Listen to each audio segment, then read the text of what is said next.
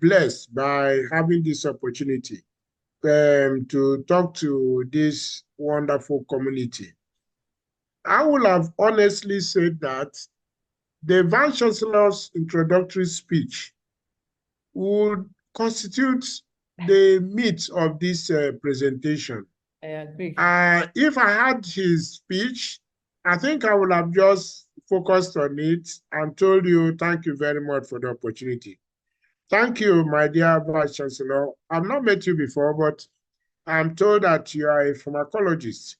And this is one of the unique features of University of Port Harcourt. Thank you, sir. Next slide, please. Next slide. So unique Uniport, I greet you all.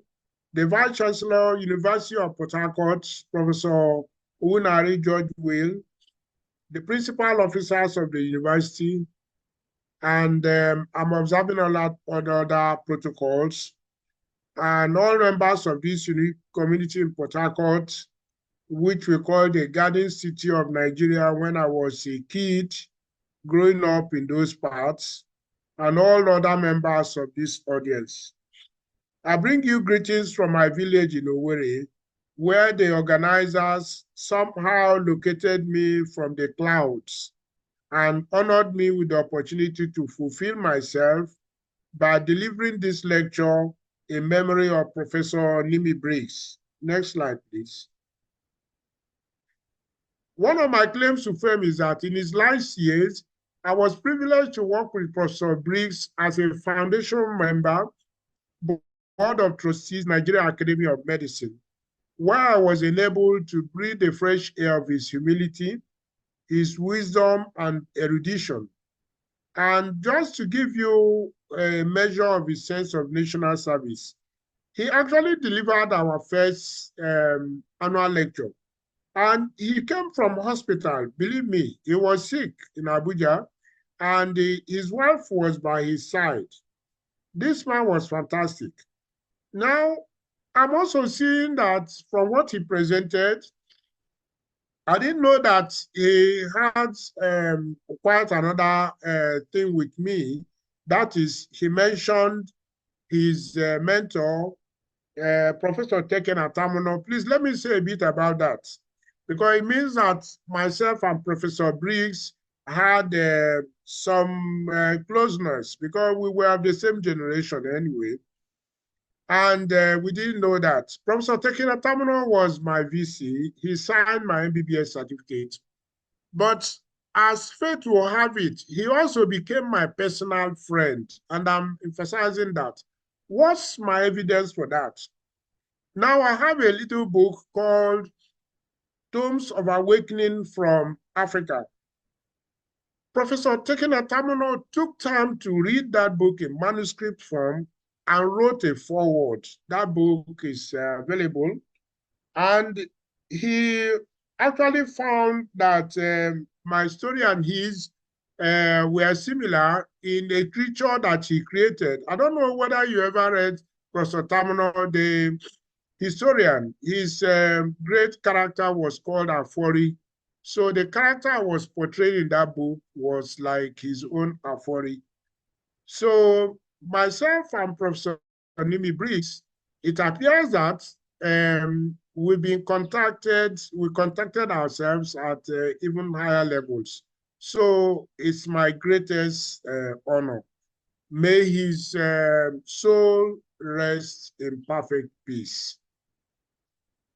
I would like to thank the organizer, Professor Ngozi Orazulike, occupant of the chair, and her team for inviting me, as well as my colleagues at the Department of Mental Health, especially my bosom friend, Prince Will Stanley. Prince will tell you that we are very close people. And then Frances Aduku, whom we are very proud to have produced for Nigerian psychiatry. Frances is going a long way in biological psychiatry, which I have promoted in our country. One of my other claims to fame. Next slide, please. Unique Uniport. You are truly unique in several ways, especially in your motto, enlightenment and self-sufficiency, and in your philosophy of promoting academic freedom and tolerance, mindful and respectful of your multicultural environment. In other words, you are not really taking for granted the peaceful and productive atmosphere upon which the community was founded and in which you are now flourishing.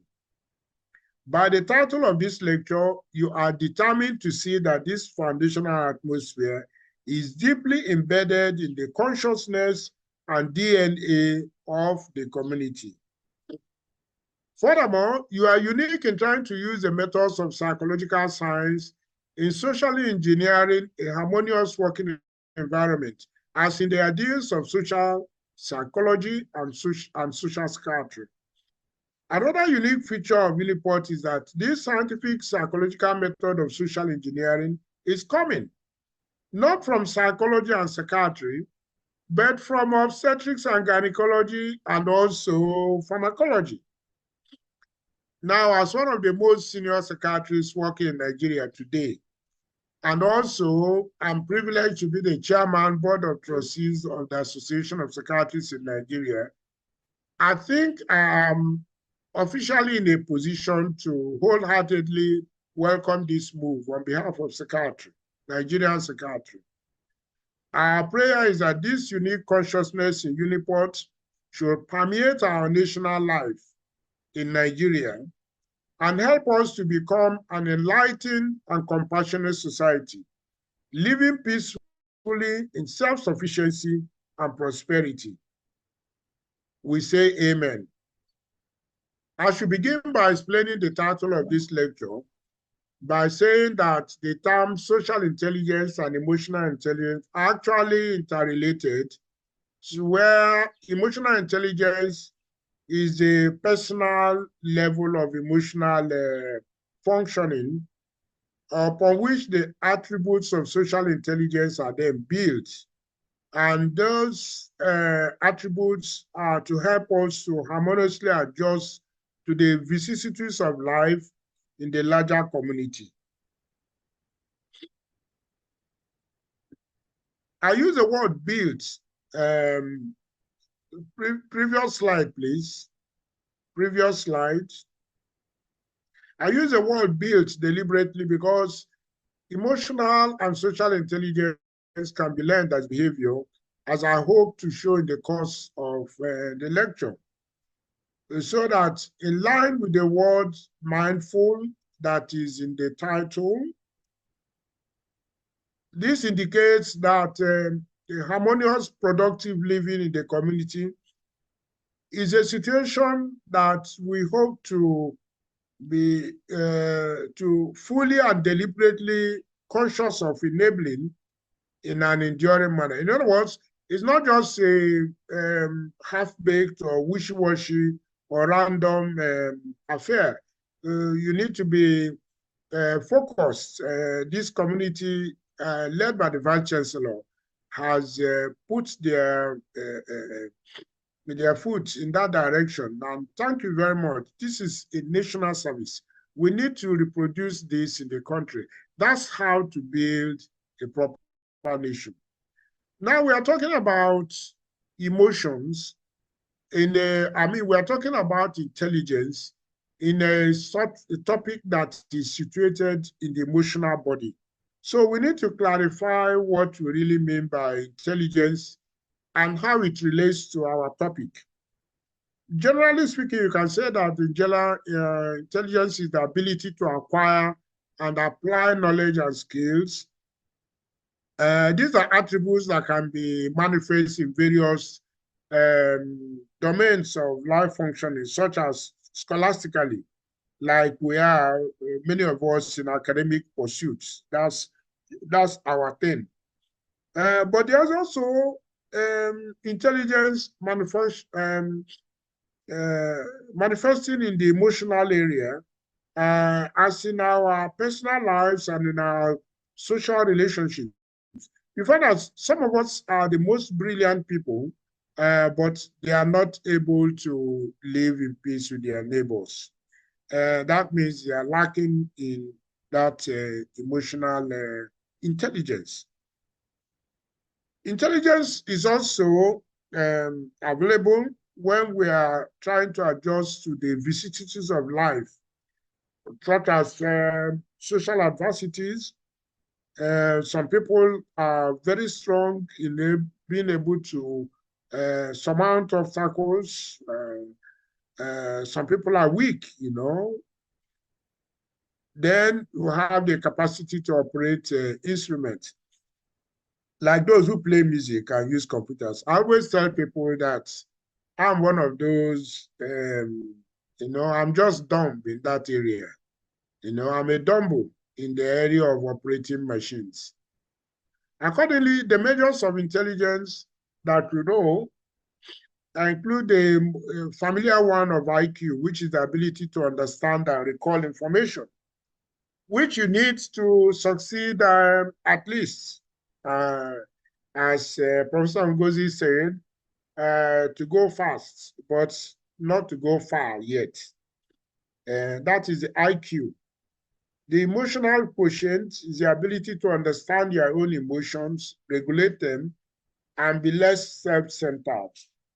Whereas social quotient is the ability to apply this in the larger world, the ability to relate with other people, to live harmoniously with them, to be a leader, actually.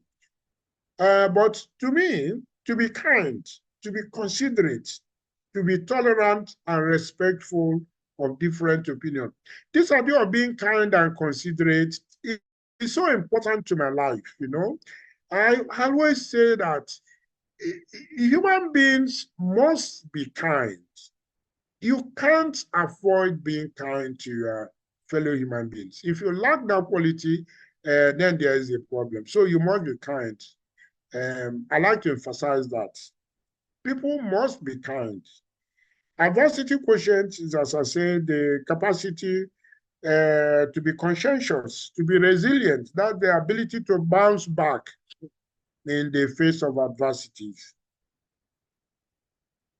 Next slide. In the remainder of this lecture, I will show how the concepts of emotional and social intelligence can be welded together with the popular theory of the personality traits we have in psychology by Costa and McRae. And I'll weld this together to see, and that's the highlight of the lecture, really. That's what social engineering can look like from the perspective of psychological medicine. We want to see how we can use the exam theories to articulate a set of values that can govern people's behavior to produce an effective, socially intelligent university community. So let's see how we can relate the attributes of social intelligence, emotional intelligence, and the big five personality traits, which are much more genetic actually. Social intelligence and emotional intelligence are more learned, and how we can use this to articulate values by which societies can live to make a harmonious environment. The content of mindfulness in the title is an indication that what is involved in building this desirable community is a focused, systematically organized, and enduring action, not random momentary acts. So the term social intelligence was introduced by Edmund Thorndike in 1920. I won't go into detail about that. But this idea has now been popularized by somebody who used to be a correspondent in New York Times, which is a paper I read every day. This man is called Daniel Goleman. He's still alive. In his books, Emotional Intelligence and Social Intelligence. Goldman has expanded the term to include the ability to understand and manage one's emotions and behaviors, and also to navigate social situations effectively. by interpreting the emotions, intentions, and behaviors of others. It involves a combination of skills such as reading non-verbal cues. You know, when you come to a gathering of people or when you meet with your fellow human beings, you look at their faces. They are not talking to you or they don't have to talk to you, and you instantly understand what's going on in their minds or in their psyche. This is social intelligence. The ability to listen to others. Human beings, many of us are not able to listen. And if you can't listen, well, first of all, if you can't listen, you can't be a psychiatrist anyway. You can't be a proper psychiatrist or psychologist. And I think you also cannot be a proper teacher in other spheres like gynecology and pharmacology. So we need to be able to listen to other people. So we need to be able to have empathy and awareness of social rules. These are all components of social intelligence. So that ultimately it enables the building of harmonious relationships and is a learned ability that develops through experience. So social intelligence involves empathy, in short, social awareness and adaptability. And these are things that are built up, you know, they are learned, as I will show from the biological perspective. Next slide, please. So emotional intelligence, on the other hand, is situated in a private space of the individual's emotional body or psyche, and is the foundation on which social intelligence is built. I have to say that you can't have social intelligence if you don't have emotional intelligence. So that these two concepts, social and emotional intelligence, are actually interrelated. So we need to elaborate further on emotional intelligence in order to be able to understand social intelligence. And that's what the next slide is about. So in my own way of doing things as a teacher, I like to have acronyms. An acronym I've developed from the literature, looking at the basic constituents of the idea of emotional intelligence is the acronym ARMSE, so that you have to be self-aware, first of all. You have to be aware of your own emotions. You have to be aware of the environment around you. But especially your own, you must handle your emotions, as we call it. And you have to be able to regulate it so that it's not at the drop of a hat, you blow your top, you know. You have to be, or you get too happy, as I get myself sometimes. You have to be able to regulate your own emotions, knowing that there are circumstances that are fit for a particular expression of any emotions. You have to be motivated. Um, you have to be motivated in order to transcend negative emotions and achieve the task at hand. S stands for social skills, what Babandura calls self-efficacy. We all need the capacity to, the faith that we can accomplish those tasks we're doing. For instance, we are doing this webinar now. You have to be confident in yourself that you can actually do it, especially if you have a team like Tingozi has now. But the most important thing to me, as I've said, is empathy. You have to be empathetic. You have to be selfless or altruistic. You have to care for the feelings of other people. You have to know that you are not the only person in the world that needs attention and all that. Social intelligence includes all these attributes and is believed to be learned from experience as a skill that improves over time. And I'm going to prove from the point of view of psychobiology, which is really my interest. I'm going to prove that these skills are learned. So they are inculcated through interactions with people and learning from social experience, whether successes or failures. In other words, you don't just learn from your success, you also learn from your failures. A very great person whom I admire very much when he was alive, the late Chief Lawson, told us once that, um, you know, you are failing in something because you just have not learned from it. So if you are failing in something, it means you have not learned, and you should continue to learn and succeed. Social intelligence also includes consciously trying to see things from another person's point of view and increasing one's understanding of different cultural norms. This is at the root of the problems we have in society. With people being narcissistic, that is, being just focused on yourself, the need of your little self and all that. Whereas you are not the only one in this world, in this society, and that your own rights must end where other people's rights begin. Your own rights cannot trample upon the rights, you know, to life by other people around you. So these are just talks. We have to understand what are the things that prevent human beings from exercising social intelligence attributes in the community. In my understanding, and that this is not surprising being a Nigerian, the main militating factor is scarcity. Whenever there is scarcity, it breeds acrimonious competition for resources or social positions that are perceived to be scarce. Like we say, when the wind blows, we see everything in a human being. Once there is scarcity, the worst instincts in us come.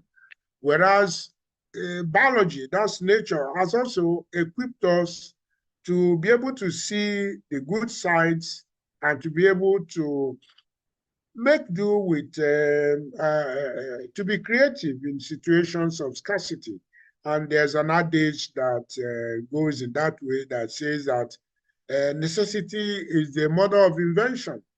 But usually people, when they have necessities, the very bad angels in them are provoked. The next militating factor to me is fear of the neighbor who is perceived as being different from us, either in tribe, tribalism, or race, or even in religious affiliation. Can you imagine that? Religion, divides us so terribly. We all understand the ravages of these forces in the context of the multicultural Nigerian nation. I suggest that the masses in Nigeria are not yet in the revolutionary position of being conscious of the social inequities of wealth and social class. So the differences in wealth and social class, they don't even divide us so much in this country. You can live side by side with rich people. Poor people like me continually live by the side of rich people, and we're okay.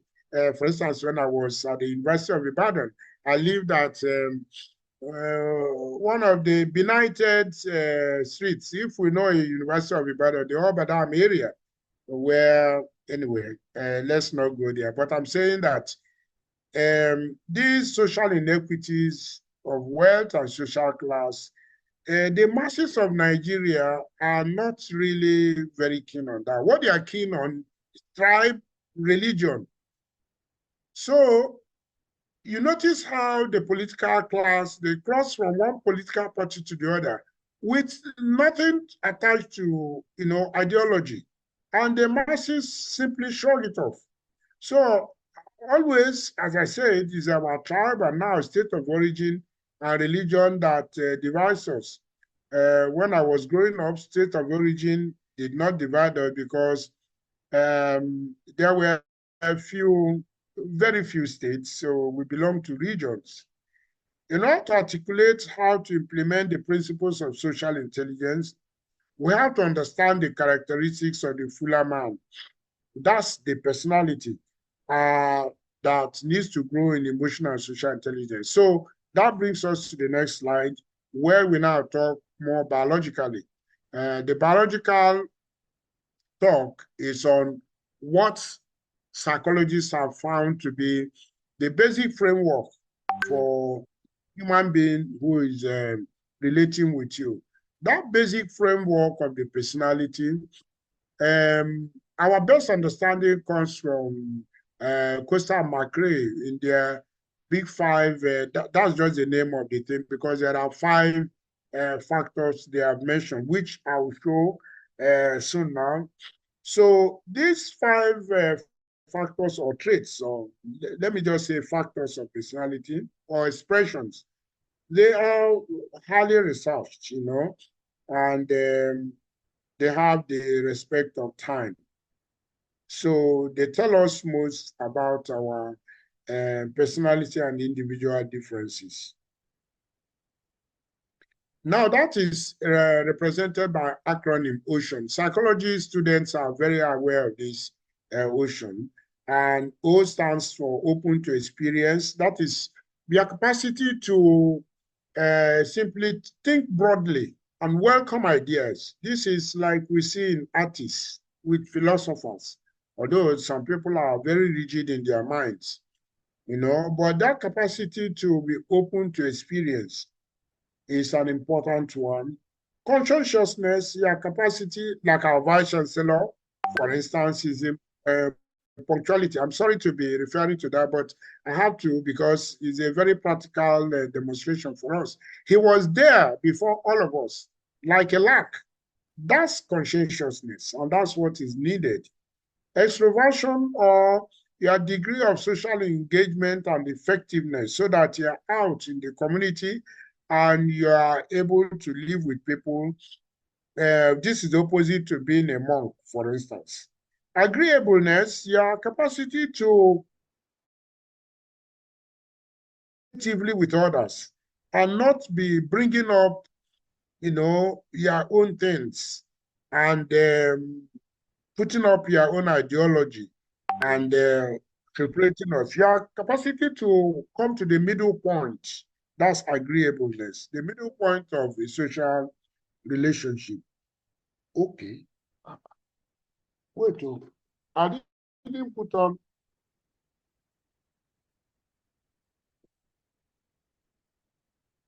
Okay.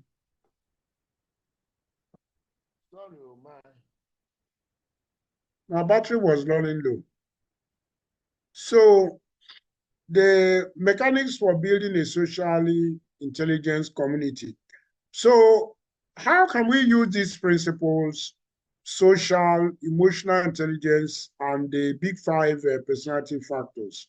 How can we put them together to overcome the limitations or factors that mitigate our living harmoniously in the community? The answer is that it starts with each member of the community being ready to grow in their consciousness. Look, we are Homo sapiens. The most important thing about us is not really any other thing but the consciousness that we carry. How much we are aware of the world around us, how much we are integrating, and how much we know, how much we're able to rise to higher heights. These are all components of our consciousness. So we have to be ready to grow in this ability, just like we grow our muscles when we do physical exercise and all that. We need to grow in that direction.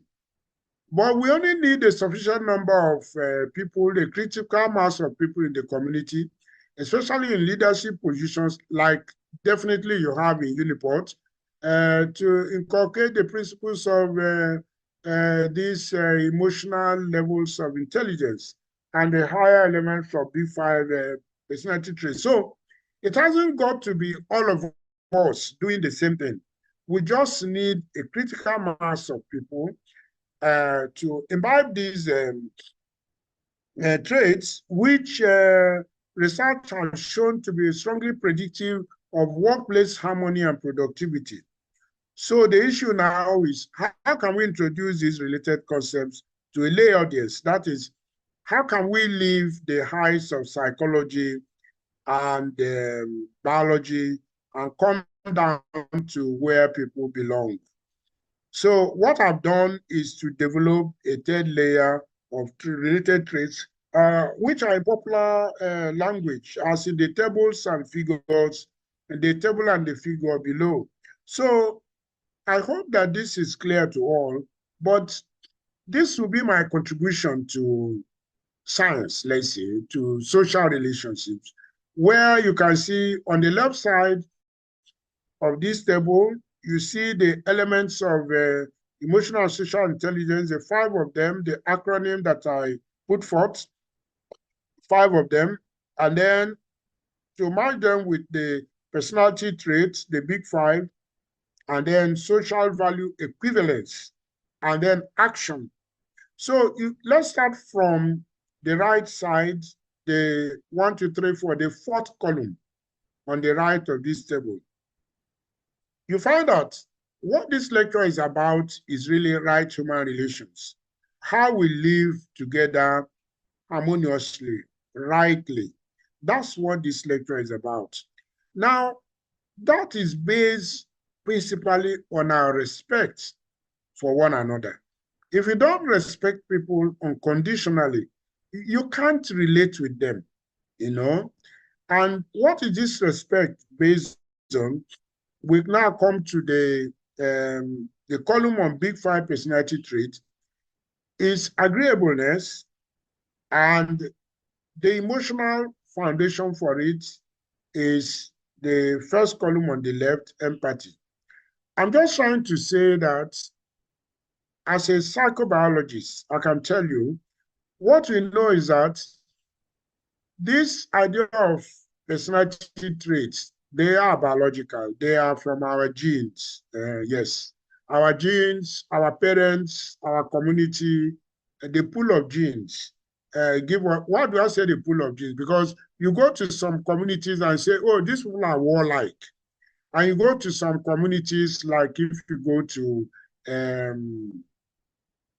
certain, like Tibet, for instance, you find that people are very calm and peaceful. So there's what you call a gene pool for which everybody is affected. And this is very well known in especially epigenetics, you know. So even if you don't get it directly from your the proper DNA, you get it from the coverings of the genes. The environment affects you, your gene expression in that way. I'm sure that geneticists among us will understand what I mean. What I'm trying to say is that the big five personality traits are inheritable. They are inheritable, whereas it is on the basis of these big five personality traits that we have the potential to generate or build the emotional and social intelligence.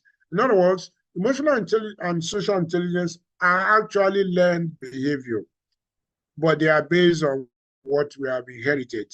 All we know is that we can try. But you see that when we talk about emotional intelligence and social intelligence, so we talk about the factors on the first column. They are to find the expression in the complementary expressions on the fourth column. So if you are motivated, for instance, you find like, well, we know whom we are talking about, you'll be conscientious. It's actually, as I said, from the genes, you are able to be there in time, for instance, and you work at it, and you are rigorous.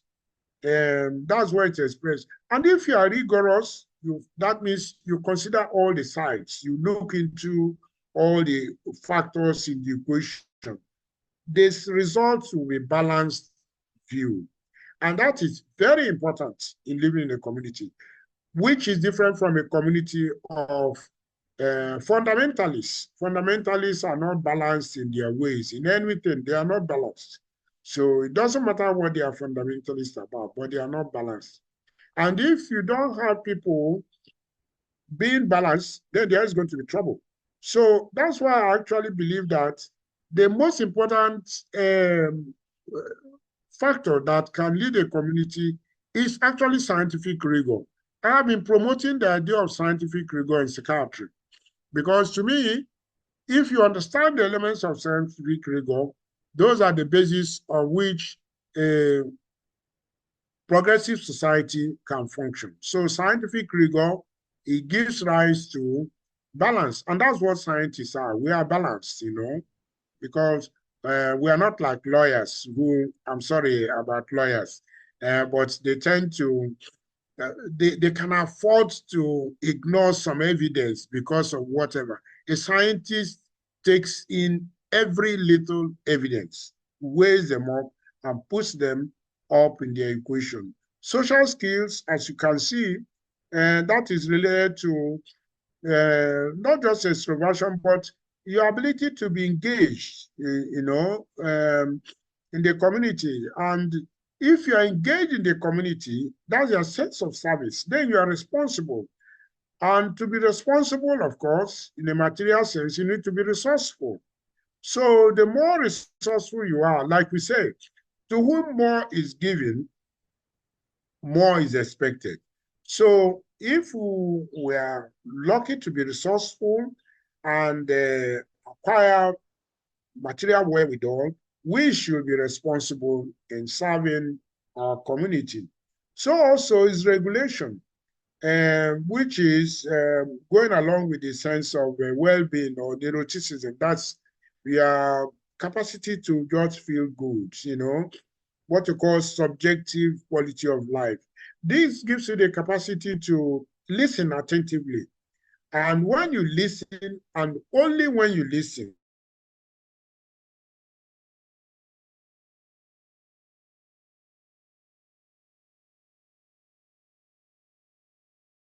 limit, to be able to open yourself up to things. I hope my internet is going on well. Awareness, open to experience, rapid attention. Raptor, please, next slide, please. Next slide, please. Yes, what I've just done now is all that I've said. I'll put them all together in a figure which can look picture rich. So it's just saying the same thing, putting them up in a figure. Next slide, please. So we have to look at adages that are related to social intelligence. And that is coming from the wisdom traditions, to support these ideals that I've mentioned in my talks above. Next slide, please. Next slide. So those are very, well, for doctors, we're already familiar with the idea of first, do no harm. But it appears that we always think about this only when we are dealing with our patients, whereas it should actually be a modus operandi for all of us, human beings. First, do no harm. Don't hurt your fellow human beings. What else you should do? The next thing is the golden rule. Do unto others as you would like them to do unto you. And from the Bible, of course, our beloved Bible, you have love your neighbor as yourself, which is the same thing as the others above. So from our cultural life, we actually have these principles, but we don't pay attention to them when we are relating to our fellow human beings. Next slide, please. So it is now easy to see how being mindful of these adages and welding them together, they can facilitate the incorporation of the ideas of a harmonious and productive university community. This is my gift to this community, because you will not find what I've said in any other place except as I've said them now. So let's now focus more personally on the mental health problems of students. We have been speaking in a general manner, focus on just our emotions. But now I want to speak as a psychiatrist. Based on the above considerations, we can now address the mental health problems of many of our students and staff. In late October, actually, I think it was October 30, our amiable Vice Chancellor, with his firm roots in pharmacology, led the way by holding public seminars on problems posed by the abuse of drugs by our students. Next slide. Next slide, please. I have researched and thought and treated this problem of drug addiction in my long career as a physician scientist. So please, this audience, everybody, just listen to me. I am talking as somebody not theoretical, but a doctor who is involved in this problem. I want to tell you that any child who gets involved with the use of these drugs, cannabis and other such, that's Indian hemp, other such drugs of abuse, like we have these days, methamphetamine, and so anybody who gets involved in these drugs, that person runs the gravest risk of truncating their careers, their goals in life, their ability to live harmoniously with others, and their mental health. I am telling you, I'm not joking. In the long run, it is very difficult to have sound physical, psychological, and social health when people use these drugs. It is well nigh impossible. Also, in the long run, the drug catches up with you through something we call dopamine in the brain, even if you seem to be fine in the first few months. So you see all these our children who are doing well apparently as entertainers or so, and they are using these drugs. That is at the beginning. Please follow these children, follow these artists or whatever you want to call them. Follow them to their later lives. See what they become. What do they become in their physical and mental health? What do they become in their social relationships? So the glitter of when they were young and the brain was still okay, beclouds us and confuses all the other admiring youths. Whereas they will not be there to see the end of the trajectory of these human beings. They become wrecks, and this is not a joke. The agony of parents, guardians, and other family members is enormous, especially as these children become unproductive, and the exhausted parents have to shoulder the burden of paying for these mostly ungrateful adults, and that is their characteristic. They are utmostly ungrateful.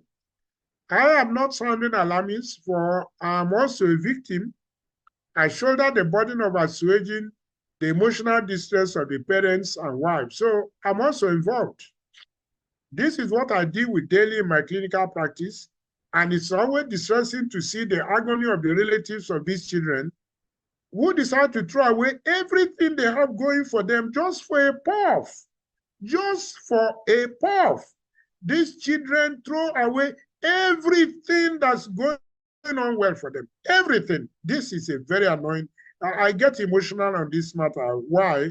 Because this is what I am living with daily in my life as a clinician. And my life doesn't really consist of any other thing except being a clinician and a grandfather. The new instigation of drug addiction, please, is a wide popularity of online trading and fraudulent activities. This Yahoo thing. My people, this is our new finding. When we were growing up, there was no Yahoo.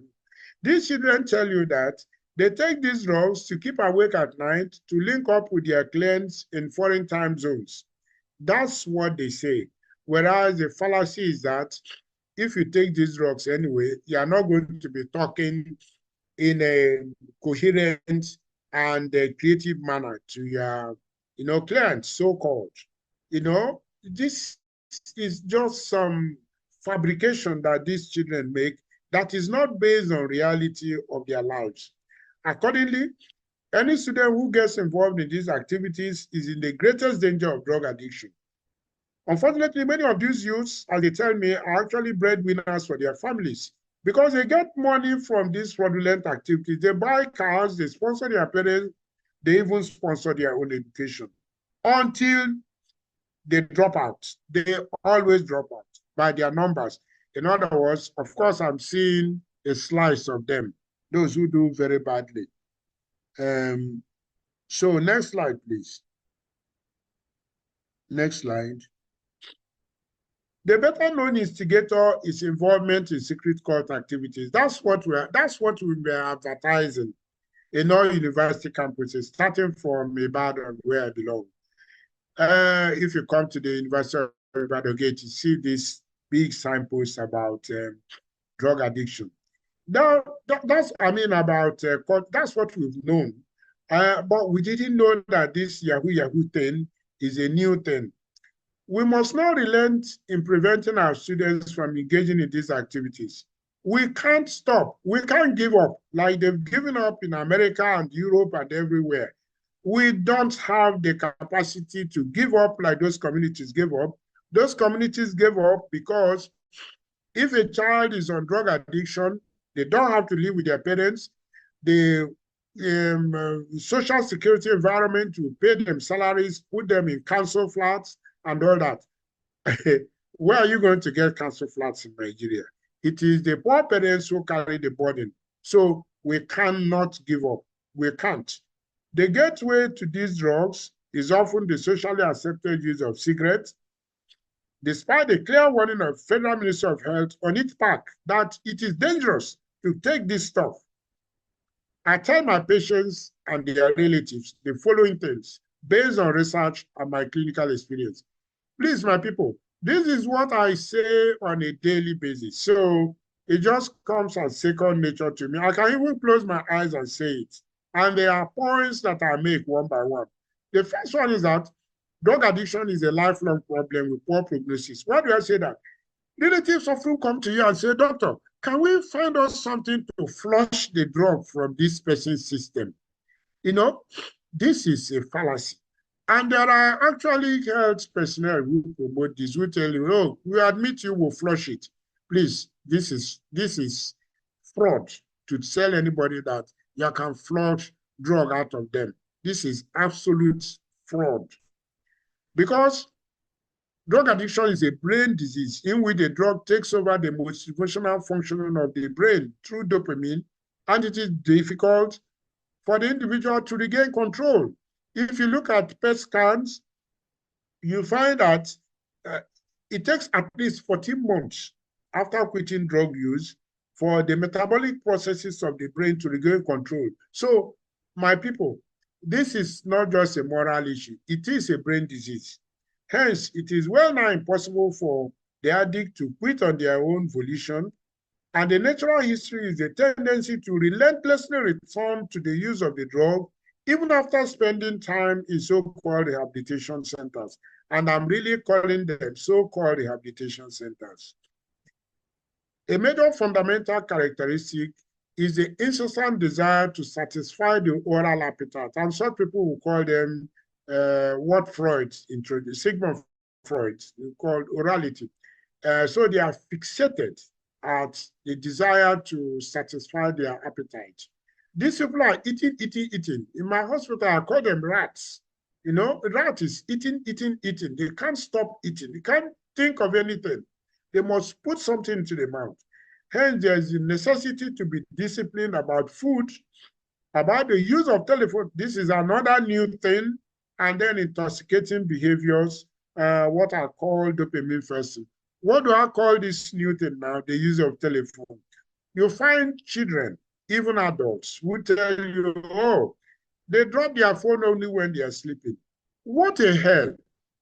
This is a terrible thing. You know, you have to put on the phone by 8 or 9, whenever I listen to the news, and for kingdom's sake, allow your brain processes to reconstitute, you know, to get themselves okay. Okay? So please put this terrible phone off, switch off the social media where you don't learn anything good anyway. I don't know of anybody who learns anything good from the social media. So I'm not saying we should cancel them because I'm a liberal myself, but we have to regulate these behaviors. They are killing us. After discharge from rehabilitation, the patient has to be closely monitored at home for several months because any chance he gets to be free to take the drug is a danger moment for relapse. I think Ngozi gave us a story of a child who killed herself in at Ife. The story I have myself is my patients are discharged from my hospital. I say, look, you stay with this boy, don't let him go anywhere. And they say, okay. And the child comes and says, oh, Dad, let me just buy pure water outside here. And he's gone from there. Because he goes to buy pure water, he buys pure Colorado, pure SK, any of those nonsense things. And the people who are selling these things are very much around. I don't know why the community tolerates these human beings who are poisoning our children. I don't know. Communities should just wake up and get rid of them. You should get. I don't mean getting rid of killing them. I mean deal with them by law enforcement methods. So you after discharge, as I said, you have to closely monitor these children. Don't let them get a chance to go out without supervision. You must be engaged with them moment by moment because the drug is still working on the brain through a dopamine that has been distorted. It is no longer a normal dopamine. Well, dopamine, I mean the neurotransmitters that are involved in our motivational experience. Next slide, please. So the best predictor of abstinence anyway, that is, you are not using drug, is to be in regular contact with the treatment team. You see, this is what studies have shown us. Of all the things, all the maneuvers we do, the most important thing is that people need to attend clinic follow-up. If they default, they are in trouble. If they default, they are in trouble. You have to follow them up. The relatives, you see, the problem is I say all these things, believe me, every day.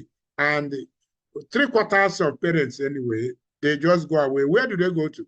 They go to churches where they told them, where they tell, oh, you've been delivered, their child has been delivered, he's been clean now, it's okay, no problem. And I tell them that this is very wrong because the great Jesus, our Lord, said, once you have been treated, you have to go and report to the priest, that was a doctor. You have to go and report now. That means follow up.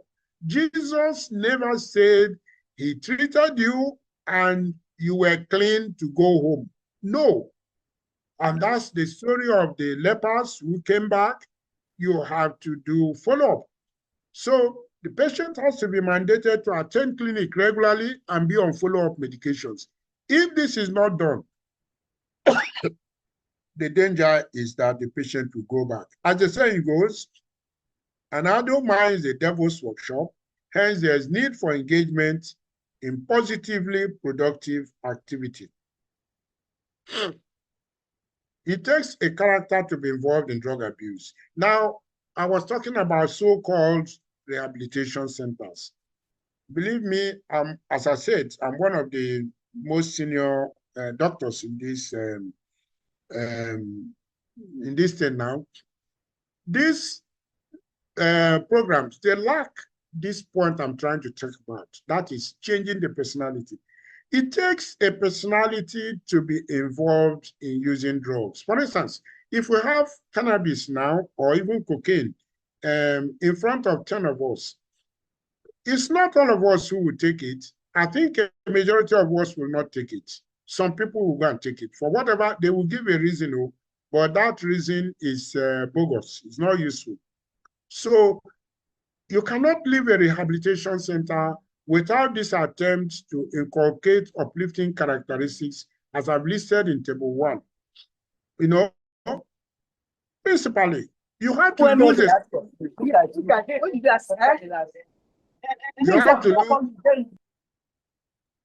You have to lose a sense of entitlement to endless family assistance. These children come to the point where now, you know, they've so exhausted everybody that they want you to now be helping them. So they have to lose that. They have to generate a sense of gratitude to the family. You know, I always tell my people, you know, our people are very religious. Anything that happens, they go to church to go and give testimony and to thank God, which is excellent. But I also tell them that if God is asking us to show gratitude to Him, the Almighty, why not our little families, our parents, our mothers, our beleaguered wives? Why don't you find it necessary to do what you are doing to God? The God Almighty is requiring it. Why is your father and mother not requiring it? Why is it wrong for them to require it? That's the question I ask my patients. Conscientiousness and compassion for the feelings of family members. These children, if you come in contact with them, you find that, first of all, they have no sense of conscientiousness. Time means nothing to them. A sense of responsibility means nothing to them. And most importantly, they have no single feelings for the feeling of their family members. So these are things that a therapist has to focus attention on when they leave your place. The other set of mental health problems that students have to deal with are more personal, including the difficulty of material survival because of poor financial support. You know, there are children who say that they are on formula 001. That's they eat only in the evening, they can afford only 1 square meal. These things are going on in our country, but I'm sure it's going on in other countries where people don't have family or scholarship support. These are real things, and these are very distressing experiences. Then there's the tedium and stress of attending several lectures and assignments. Well, this is more for medical students, you know. It's quite a tough thing to live the life of a medical student. I can tell you as an experience, especially in prelim. We did prelim at Ibadan, and you have to stay 6 hours in the laboratory with Father Foley in his chemistry lab and all that. And you came out, you were bruised. You learned to, but you were bruised. So the tedium and stress of attending these lectures, then you have others may be coping with bullying. I have a patient of mine who simply dropped out from a university which I won't mention, because his colleagues were bullying him. Either they were cult members or whatever. Nobody could listen to him, so he dropped out. So, and there's also the idea of emotional and sexual abuse, especially for the girls. Lecturers are doing these horrible things, you know. They are doing it. And this is not new, it's well known. I don't know why people feed on their students. I don't know. But maybe those people shouldn't be with us. They shouldn't be answering academics as I answer an academic. How can you be feeding on your own child? People abuse, lecturers abuse their students. They charge them money for exams, what they call sorting. Thank God it can't happen in a medical school anyway, because in a medical school, we don't have one lecturer only doing a course. We have several lecturers. So how many lecturers are you going to bribe? But where lecturers are more solo, then those things are very much open to abuse. But Vice Chancellor should please take note of this. We have too many examples. It's a very well-known thing that children are asked to pay money to be given marks. This is not an allegation. This is a very well-known point, and this is a very distressing thing to students. These factors erode the coping ability of people, and they could be a risk for anxiety, depression, suicidal ideation, like Auntie Ngozi told us, poor performance at work, and then inability to carry on with their studies. These issues are worsened by the fact that many of these people suffer silently and are afraid to bring the attention of the appropriate authorities or their parents to their problems. If you ask me, that's even a more difficult problem, that these children suffer silently. The more specific answer is in the response of our Vice Chancellor in pioneering public discussion on the matter. I would really like to thank this Vice Chancellor once again. Thank you very much, sir. And in the program of mental well-being by the Nimi Briggs Chair, using the principles of promotion of mental health in focusing on modalities for building resilience among staff and students. Next slide, please.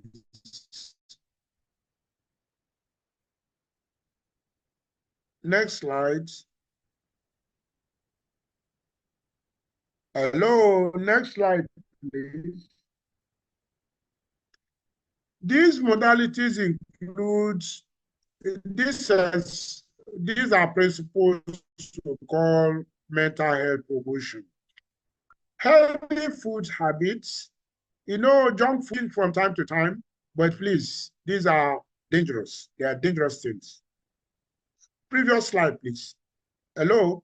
We have to have a program of regular physical exercise, like Professor Nimi Briggs was shown to be climbing obstacles. Adequate sleep, people don't sleep, they put their phones on their beds, which I think is the worst habit on earth. To sleep with your phone on your bed is dangerous. You should stop it and listen to classical and instrumental music. It warps this and makes your bodies to feel okay. Now we have to avoid these superstitious and harmful thoughts, like we promote movie magic. I mean, African movie magic, where everything that happens to you on earth is caused by your fellow human beings. Nothing that happens to you is traceable to your own sense of irresponsibility. Believe me, I'm a Democrat, but if I were to be a president, I will ban such movies. They are doing terrible things to our psyche. They are telling us that we are not responsible for our actions. They are promoting what we may call external locus of control. That is, our lives are regulated by what others are doing instead of taking responsibility. So you fail exam, and if you come from a polygamous family, it's because the other wife doesn't want your mother to do well. It's not because you didn't attend lectures and read their books. Media tirades, these social media things are horrible. Okay? Hello? I'm not seeing the sharing again. Hello?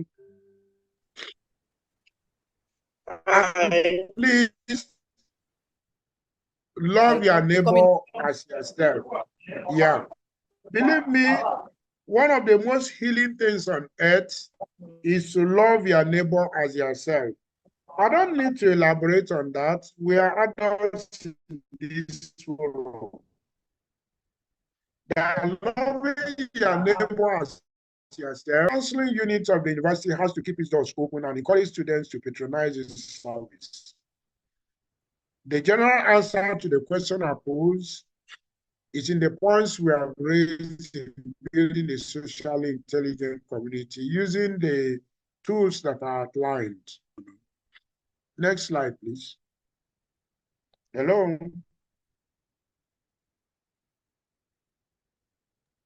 Coming up. Yeah. To me, and this is my most important slide because it's more like a summary of conclusion.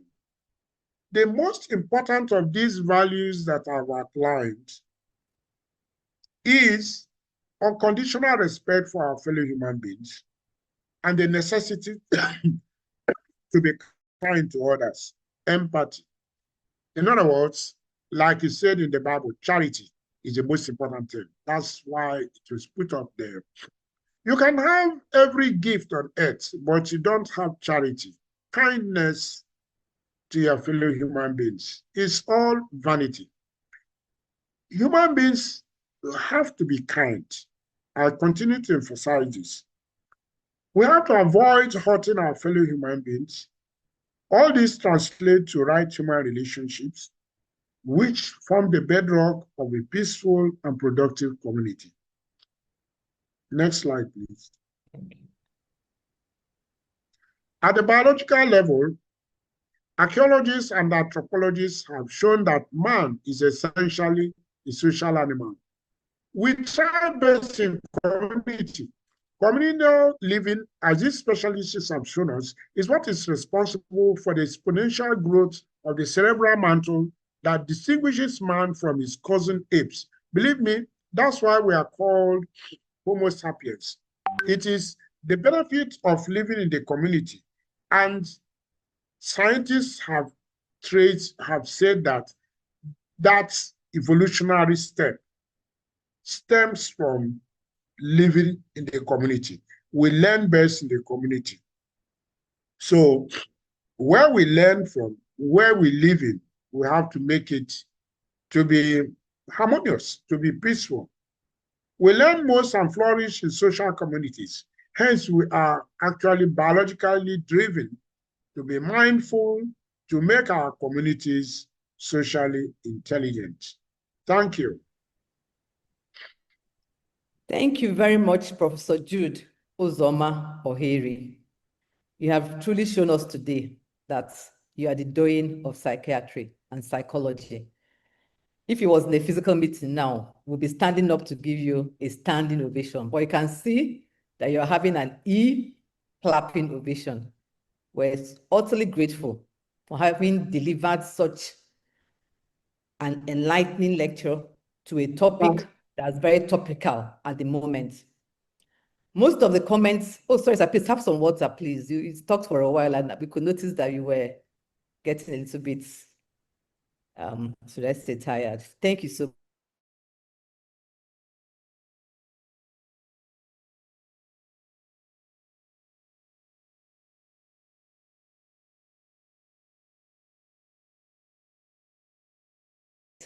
during the Student Union Week, if our dear Vice Chancellor permits, and if you, Professor Jude, will be able to come over to give a physical lecture on this.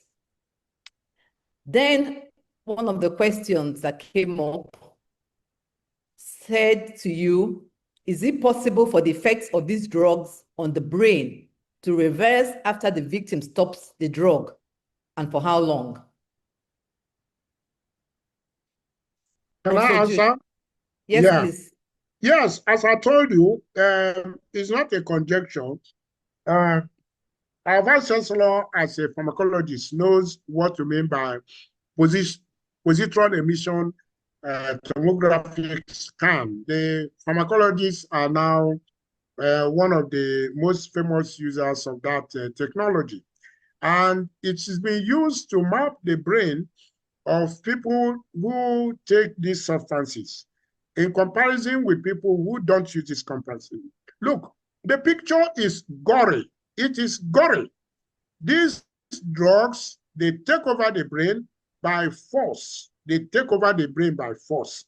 So that everything you have doing in your life is no longer important. It is these drugs, you know? So it is possible only after months. The best longitudinal study we have is the one that followed up to 14 months and say that after 14 months, you are free, okay? But what's the reality? The reality is that these children, once you get them out of so-called rehabilitation, the next week, they are back at it. So the 14 months will start again after that, you know? So by research, I would say, yes, it is possible after at least 14 months. But in practice, it is not possible because these children continue to do this. And this is not just for cannabis. The final common pathway for them is dopamine. They hook onto dopamine and snuff it out. So yes, if they can stay off from drugs long enough, they can be well. Now let's give you famous examples. You know about Barack Obama. He's written in his book, so we are not slandering him, that he was on these things until his wife, Michelle, said, okay, if you take this drug again, oh, me and you will get trouble. And he says he's afraid of Michelle, so he doesn't take it, okay? We also know George W. Bush was still a living president. You know the Ronald Reagan, who was the boss of his father when he was vice president. George Bush was actually a drunkard, and then he stopped. He stopped when he was 40, and he never drank again. And you will find in those days, as we are told, when he was president, whenever people were passing drinks, he had a glass of water. And of course, his wife, Laura, was by his side, and they guarded him. He would never take. So it is not too bad if you can stop, but it is too bad because it is difficult to stop. So to round it up, it is good, it is possible, and it is well nigh impossible. It is possible if you can obey those points I put on. That is, don't give these people any chance. And they attend clinics, and they are dry for at least 14 months, then by the grace of God, they can go on. But if you are not able to do that, then please be prepared. But what do I tell relatives? I tell them that, yes, it is bad, but the only way out is to continue bringing them back for treatment, because not to bring them to treatment is not an option. If you don't bring them to treatment, they will be on the streets. Their lives will be lost. But it is hopeful from our experience that the more you bring them to treatment, then the more they learn to abstain, until finally one day, the grace of God will touch them and they will stop. But it's not an option to just leave them alone and tell them to go to hell. Yeah, you might do that as a way of talking. Okay, But okay, sir. Thank you very much, sir.